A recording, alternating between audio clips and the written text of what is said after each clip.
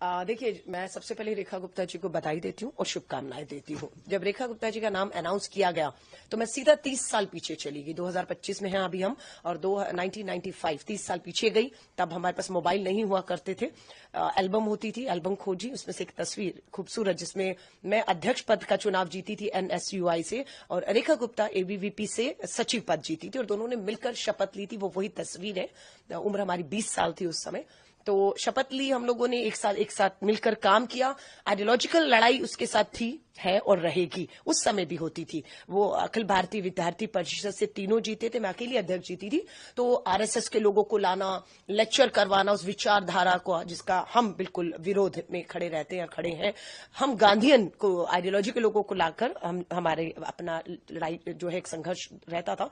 लेकिन मुद्दों पर जब बात आती थी तो रेखा और मैं एक अंडरस्टैंडिंग होती थी कि दिल्ली के मुख्यमंत्री मदन लाल खुराना जी हैं और देश के प्रधानमंत्री कांग्रेस से PV नरसिम्हा राव जी थे, तो सेंट्रल यूनिवर्सिटी है तो मिलकर करते हैं। तो हमने मिलकर काम भी किए। साल बहुत नहीं होता है, हमें अपनी कैंपस, मैं खुद साइंस स्टूडेंट थी, अपनी लेबोरेटरी लैब से फुर्सत नहीं मिलती थी। फिर एक साल में बहुत कुछ करना था, लेकिन ये कि हम कर पाए। रेखा उस समय भी बहुत एग्रेसिव थी, क्योंकि वही RSS ABVP वाला एग्रेशन जो हमने पार्षद के तौर पर, उनका एक वीडियो मेरे सामने सुबह आया, क्योंकि वो जब पार्षद रही तो मैं कभी पार्षद नहीं रही, तो एक हाउस में हमें बैठने का मौका दोबारा नहीं मिला। मैं जब विधायक हुई 2015 से 20, तो वो विधायक नहीं थी, तो सदन में भी बैठने का, विधानसभा भी मौका नहीं मिला।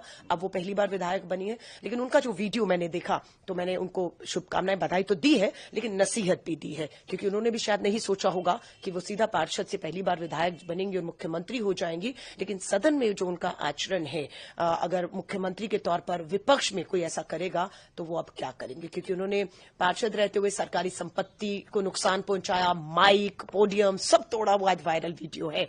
सो मैंने उनको नसीहत दी है कि अब ये जो चीजें आपका पीछा नहीं छोड़ेंगी, चैलेंज अंदर और बाहर दोनों रहेगा। मैं महिला कांग्रेस की राष्ट्रीय अध्यक्ष हूं और दिल्ली मेरी है। मैं बार बार कहती हूं, दिल्ली में बेटियों की सुरक्षा, महिलाओं की सुरक्षा एक महिला मुख्यमंत्री की प्राथमिकताओं पर होनी चाहिए। रेखा जी मुख्यमंत्री हो गई हैं, स्वाभाविक है उन्हें पूरी सुरक्षा मिल जाएगी, लेकिन उनकी प्राथमिकताओं पर दिल्ली की हर बेटी की सुरक्षा होनी चाहिए। अगर वो उस दिशा में काम करेंगी, महिला कांग्रेस की राष्ट्रीय अध्यक्ष होने के नाते पूरा समर्थन, सहयोग हर तरीके से मिलेगा। महिला आयोग की नई अध्यक्ष भी नियुक्त करनी होगी उन्हें, और अगर कहीं लगेगा कि वो चूक रही हैं तो हम पीछा नहीं छोड़ेंगे। मुझे याद है शीला दीक्षित जी को निर्भया के मुद्दे पर, महिला मुख्यमंत्री थी, घेरा गया था, पूरा बदनाम किया गया था, लेकिन आज हम बहुत आगे निकल चुके हैं। आज कोई इफ एंड बट नहीं, केंद्र में उनकी सरकार, गृह मंत्री, पुलिस, LG सब उनके हाथ में है, और वो कर सकती हैं, करेंगी तो बेहतर है, क्योंकि वो कामयाब होंगी तो दिल्ली कामयाब होगी, क्योंकि मुख्यमंत्री